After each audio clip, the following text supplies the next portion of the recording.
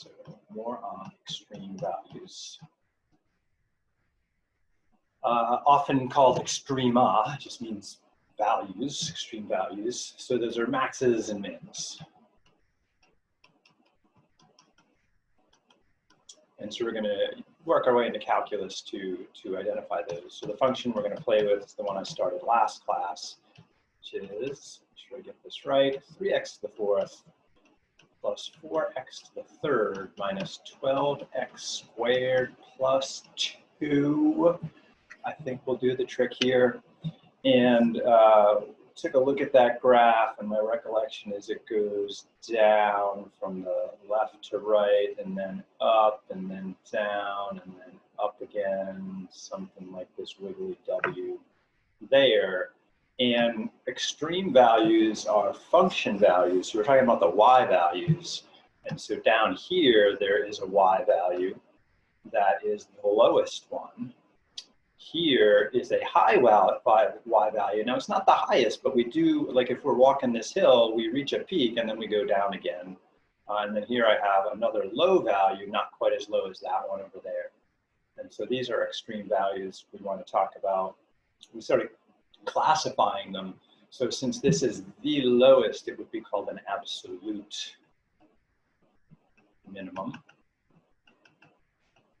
And the absolute minimum is the y value. So usually we say, hey, this thing has an absolute minimum of whatever that y value is at whatever that x value is. Over here, this one, there's a point there that's important. That would be a relative or local minimum.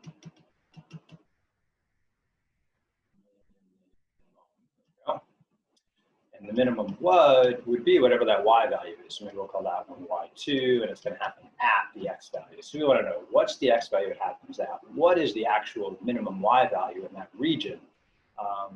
And relative, sometimes also called local.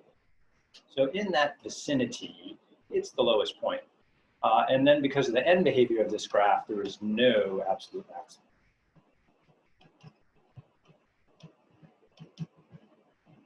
And the claim is that we can use calculus to identify these with an idea called critical points.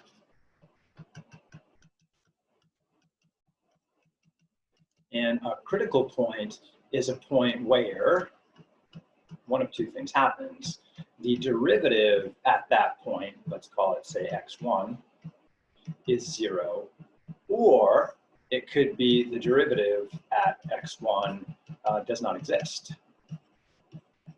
Now, it's critical, it's interesting, so that means the function actually exists there, though, right? So the derivative doesn't exist, but the function does exist there.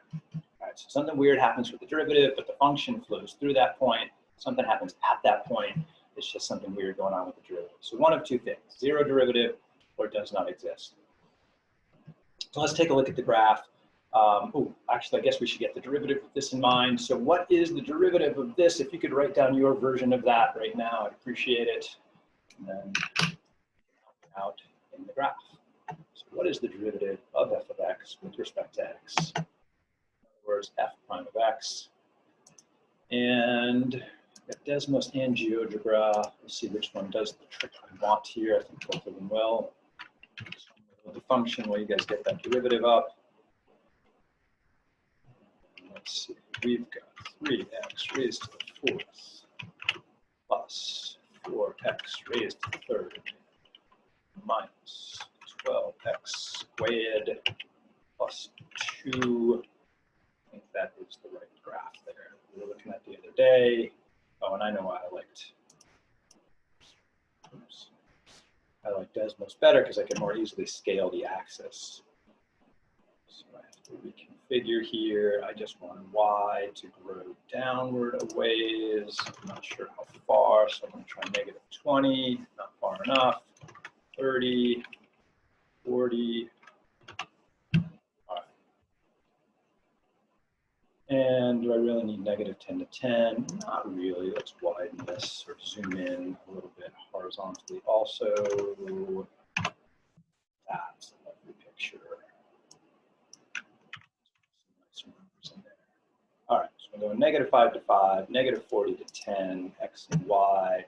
And derivative, yeah, Miguel nailed it there. So we have a derivative of, we'll call that b of x for derivative, 12x cubed plus 12x squared minus 24x should be the derivative function, and I'm missing a equals. And I really don't need to see it at the moment, but I do want to see it in a minute. So I'm just going to pull it off for a sec by ungraphing it. Next thing I want to do just for fun here is I want to graph a tangent line. And to do that, I'm going to make a slider here. I'm going to make a point called C, and I'm going to start C off at like 1. C equals 1. And let's let C go from -4 up to 4. That should be plenty. And we'll let the step, we'll let them pick. And then I want to see the point C comma f of C. So what I'm doing here is I'm just making a dynamic point. So once I make that, I can use the slider to move that point around. And I think I can also grab the point and move it around. So it's stuck to the graph of this function because I defined it as C f of C. All right, next I'm going to do the tangent line through there. And so the tangent line through that point is just going to be y minus f of C. Right, single point slope formula for the line. And then the derivative at C is the slope, so d of C. So if you're a Desmos now, feel free to play along. Otherwise, I can share this with you once I get it going. Times x minus C. And if you're looking at this in the future on YouTube, I'll put the link to this graph in the description of the YouTube video. All right, so it's saved. Let's give it a name. How about cute polynomial tangents? Duplicate this graph. I'm not sure what that checkbox means, but I'm just going to go with it. All right, and then let me share that in the chat in case you were unable or didn't want to build that yourself. All right, so in the chat should be a link to this. And what you get is a copy of it, not actually my original. So when I change it, I don't think you see the changes, is my guess, the way this works. Unless I resave it. But then you would have to, I think, reload it probably. So now I have this tangent line that I can move around here, which is kind of fun. And the idea about critical points is if I find a place where the derivative is 0, so right in here, the derivative seems to be 0, right? I get a flat tangent line. The slope goes from negative to positive. And I guess I should plot the slope over here on the side so we can see the number. M equals d derivative evaluated at C. All right, so here my last line. I guess I should re-save and share that. It'll give me the same URL. No, it gives me a different URL every time I change it. Okay, so if you want to see the version with the slope in there too, then that should be the new version in the chat. So here I can see the slope is positive. On this side, the slope is negative. And if we have a continuous function that goes from positive to negative, it must hit 0 in between. And so there it is at 0. Ooh, it looks like when C is -2. Huh, that's interesting. And then we have positive slopes here. And then all of a sudden the slope goes negative there. So if we go from positive to negative or vice versa, we should hit 0 in between. And it looks like when x or C is 0, the derivative is also 0. And then it looks like that might happen again at 1 here if I drag that over. 1 is my x value over here on line 3, and line 6 says, yeah, it looks like the slope is 0. So we're just going to check that out a little further. So let's go back to the notes. Oops. There's the red button. So our original function again, f of x equals 3x to the 4th plus 4x cubed minus 12x squared plus 2 has a derivative, f prime of x, of 12x cubed plus 12x squared minus 24x. And the claim is that if we find the zeros of this, these are what are called critical values, I guess. There's points, critical values. So let's tell them critical values for now. So critical values if we solve for x. Right here. So let's do it.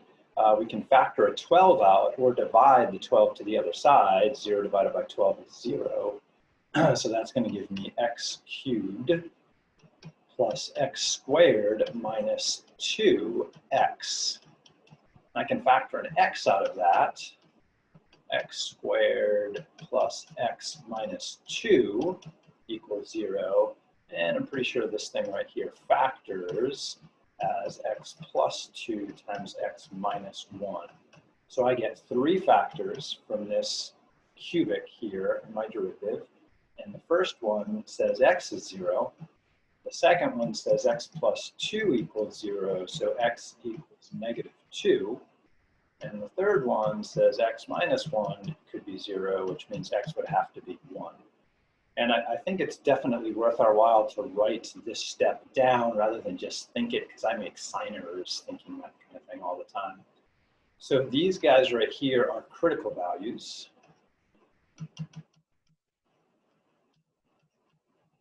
And what critical values are is they potentially lead to maxes or mins. So these are potential, not guaranteed, extrema, max or min. And the only way to find out is to check. And so, for example, at 0 on the graph, it looks like I have a max, a local max, right? Because there are higher y values on each side. But it looks like f of 0 is a local max. Now, to be sure it's a local max, then I would have to prove that in some interval around that, so a suitable interval there, you know, from say -1/2 to 1/2, inside that interval, I would have to show, so for x in the interval from -1/2 to 1/2, some interval around that x value, we would have to show that f of 0 is greater than or equal to every other y value in that region. Some other ways to kind of think about this that are interesting is if we look at that tangent line here, I can see the tangent line to the right is positive and to the left is negative. Now, another way to think about that is if we forget about the slope for a second, the function is increasing here, right? The y values are rising as we move left to right. On the other side, the y values are dropping as we move right to left. So if we rise and then we drop, we must have a max in between. So that's kind of another way to think about that. And so I'm just going to write down that idea. So that's related to increasing and decreasing functions. So the idea of an increasing function, and this is something you should have learned back in pre-calculus part 1. So we have 2 points, right? This one here is x1, y1, and this one right here is x2, y2. And you can see that we're definitely increasing from left to right here as we go from one point to the other. And so in this scenario here, I have x2 is greater than x1, right? Because on the number line, it's further to the right. x1 there, x2 there. So x2 is bigger. So if x2 is greater than x1, then we have y2 is greater than y1, right? If we look here, y-axis wise, y1's down here, y2 is up here, so y2 is bigger. So a function's increasing if x2 is greater than x1, then y2 is greater than y1. Now, rewriting that a little bit, if we take the difference between x2 and x1, so I subtract the x1 over, so x2 minus x1 would be greater than 0 when I do that. Over here, I subtract the y1, y2 minus y1. That's greater than 0. Now you should notice that this right here, that's my delta y. This is my delta x right there, right? So I'm finding the slope. So slope between those points is that delta y over delta x. In other words, y2 minus y1, our standard slope formula, x2 minus x1, back from elementary algebra. What do I know about these guys? Well, the difference in the x values is positive. The difference in the y values is positive. So I have a positive number over a positive number. This whole thing must be positive, greater than 0. So the point here I'm trying to make is that there's this connection between having an increasing function and having a positive slope. So if we do have an increasing function,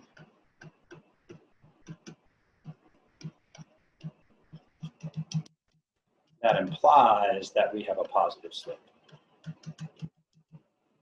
So if I can show that the slope is positive on one side and negative on the other, then I'm showing I'm going from increasing to decreasing. Then I can show that there's a max at the top. So I'm just trying to get at analytically, instead of just looking at a picture and saying, yeah, it looks good, just looking good ain't good enough. I'm trying to justify this without testing every single x value. So we're just kind of finding a way to establish for sure, beyond a reasonable doubt, that, yeah, that's a local max. All right. Now, the decreasing function is pretty similar. So we'll put that in here just to make sure you guys are on the same page. So I have a decreasing function if I have something like this here. So here's the orientation of my 2 points. This one would be x1, y1. This one would be x2, y2. And if it's decreasing, then I still have x2 is greater than x1, but the other way around with the y values. I now have y2 is less than y1. So that's the relationship with the decreasing function. If we bring the x's together, that gives us x2 minus x1 is greater than 0, right, positive. Over here, if we take y2 minus y1, right, subtract the y1 to the left, we get less than 0 or negative. And then if we put that together and look at the slope, y2 minus y1 over x2 minus x1, we then have a negative number divided by a positive number, and so the slope is going to be negative, less than 0. So a decreasing function has a negative slope, is the point.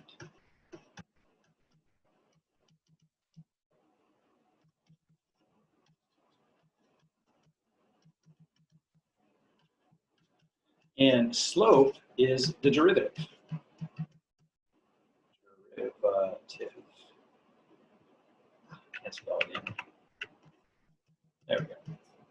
So we have a negative derivative on one side, positive derivative on the other, is what we're getting at here. So let's take a look at that next. And we can pretty much see that when we're playing around. So let's just go back to the graph to see that. So we can see the function is increasing over here, just to the little bit to the left of 0, x equals 0. And we can see the slope down here is positive. So I get about positive 7 slope there.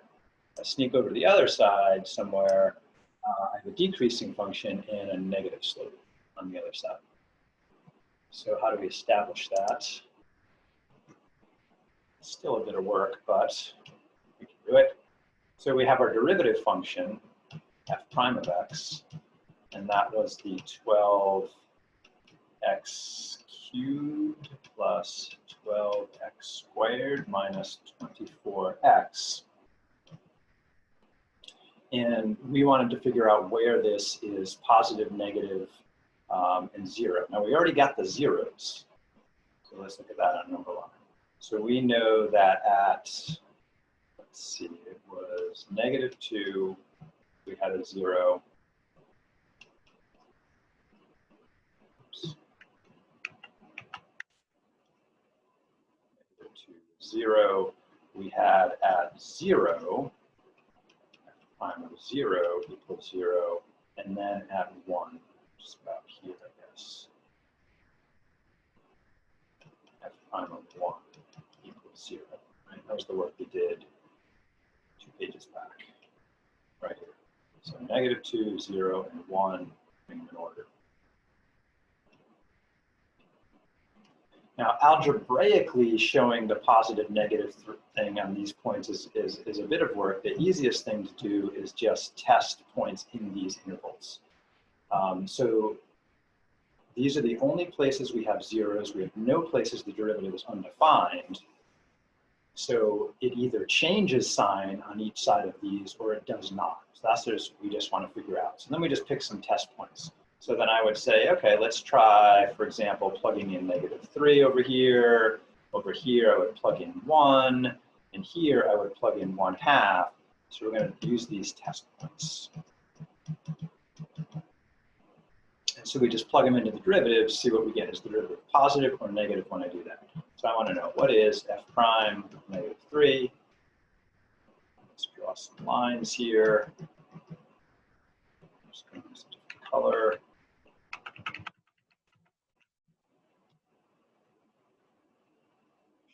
My second, oh yeah, it's a -1, thank you. Fix that in a second. Just want to draw these in there. -1, I want to know what is f prime of -1, and really all I care about is the sign there. I want to know what is f prime of 1/2, and I'm going to pick something out here, like maybe 2. So what is f prime of 2? And we have a calculator to do that over here. So just add those in. F of -3 is positive.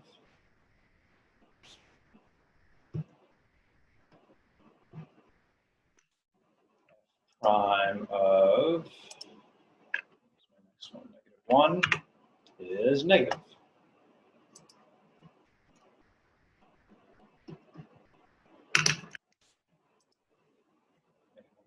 So I'll fix that in a sec. -1/2. We want +1/2. Let's see. I want +1/2. So slope here. And really all I care about is the sign, but it's good to be accurate.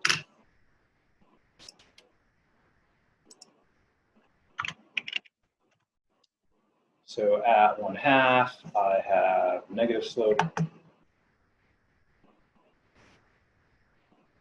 So I should write it down. It's -3.125. Wait a minute.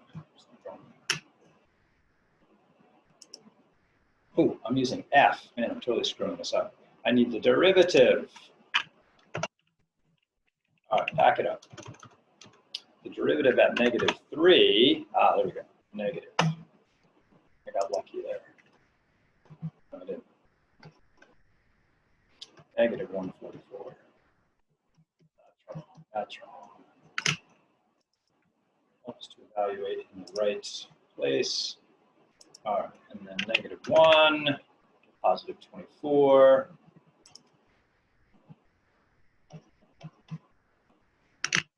-1/2, and then 2. -7.5. And then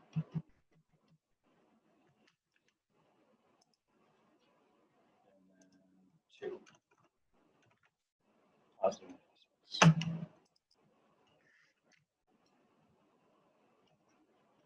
So again, I've established these are all the places that I have zeros. Okay?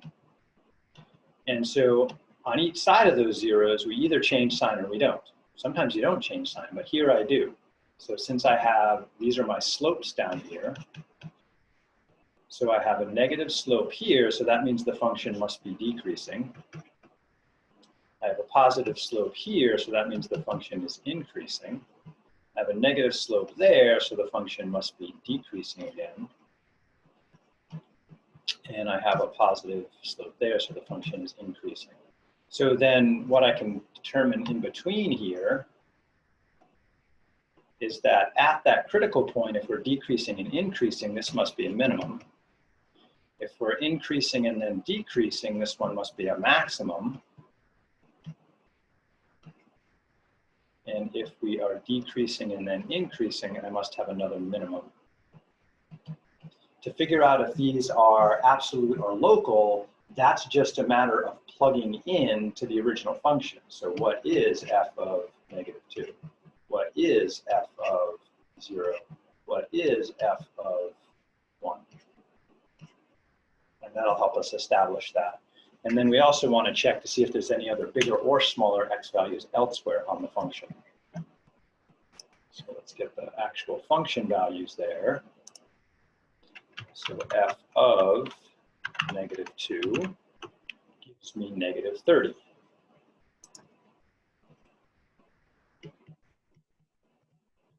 F of 0 looks like it's 2 maybe? Yes, I know it's 2 because that's the y-intercept. Oh, 0, sorry. 2, yeah. And then f of 1 is -3.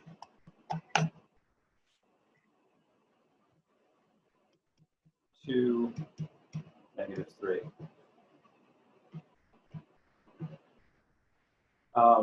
And so then testing around there, you know, and one thing we're lucky is we have the graph here, so we can see there's no lower ones there, but we can see that there are higher y values up here. So for example, f of 2 is 34. So make a note of that over here,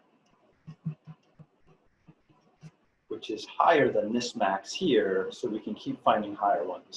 And we also can check that the limit as x increases of f of x, that the function also increases forever, which means there's no absolute max. So then I can label these guys down here as a local max, because there are higher ones. This one right here is the smallest value I found, so that would be an absolute min, and this one would be a local min down there. So now I've got that established, how those work. So let's try a couple other functions playing around with these extreme values and what we can come to terms with. So we get a lot of algebraic machinery here to work with. Let's see, homework 4.3, numbers 2 and 7. Yeah, let's take a look.